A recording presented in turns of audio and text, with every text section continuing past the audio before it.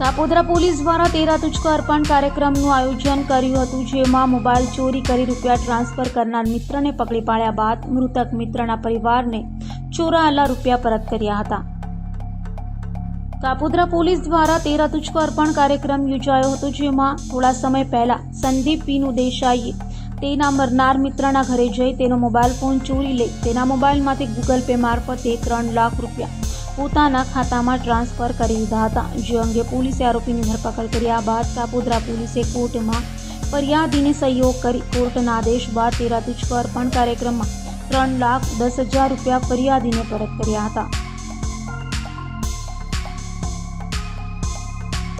ગઈ તારીખ 28/5/2024 ના રોજ કાપોદ્રા પોલીસ સ્ટેશન વિસ્તારમાં નાના વરાછા વિસ્તારમાં આવેલ જલારામ સોસાયટીમાં ફરિયાદી શ્રી એક ફરિયાદ કાપોદ્રા પોલીસ સ્ટેશન EFI ના માધ્યમથી નોંધાવેલ કે પોતાના સગા નાના ભાઈ નામે નિકુંજભાઈ કે જેઓ કેન્સરની બીમારીથી મૃત્યુ પામેલા છે, તેના પાણી ઢોળની વિધિ હોય એ વિધિમાં ઘણા બધા માણસો આવેલા હોય, તેથી તેમના નાના ભાઈની પત્નીનો મોબાઈલ કોઈ ચોર ઈસમ ચોરીને લઈ ગયેલ છે, જે મતલબની ફરિયાદ નોંધેલી. જે ફરિયાદ અનુસંધાને કાપોદ્રા પોલીસ સ્ટેશનના સર્વેલન્સ સ્ટાફને આ તપાસ આપવામાં આવેલી. જે તપાસમાં એવું જણાવેલ માલુમ પડેલ કે આ મોબાઈલના જે ચોર ચોરી કરીને રહી ગયેલ છે, એ મોબાઈલના ઉપયોગથી એ મોબાઈલમાં પડેલા એકાઉન્ટમાંથી 3 લાખ રૂપિયા અન્ય એકાઉન્ટમાં ટ્રાન્સફર કરવામાં આવે છે, જેથી કોઈ જાણ ભેદું જ હોય એવી પોલીસને શંકા ઉપજતા પોલીસે એ દિશામાં બેંક એકાઉન્ટ વગેરેના આધારે તપાસ કરતા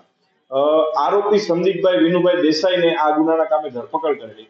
આ આરોપી ખરેખર જે મૃત્યુ પામેલ નિકુંજભાઈ હતા એમના મિત્ર જ હતા અને 12માની વિધિમાં આવેલા અને ત્યાંથી એનો મોબાઈલ ચોરી અને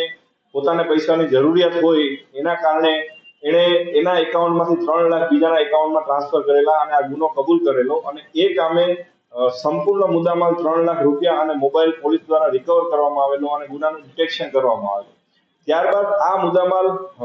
છોડાવવા માટે ફરિયાદીશ્રીએ નામદાર કોર્ટમાં અરજી કરેલી, જેમાં પોલીસ દ્વારા તેમની મદદ કરવામાં આવી અને નામદાર કોર્ટના હુકમ થઈ આવે આ સંપૂર્ણ